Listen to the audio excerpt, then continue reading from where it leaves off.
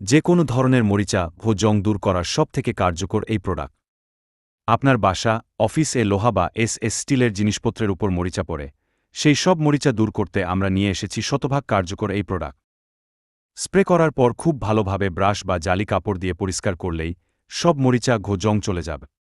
এরপর ভালোভাবে পানি দিয়ে ধুয়ে শুকনো কাপড় দিতে মুছে পরিষ্কার করে নিলেই নতুন এর মতো জংমুক্ত হয়ে যাবে।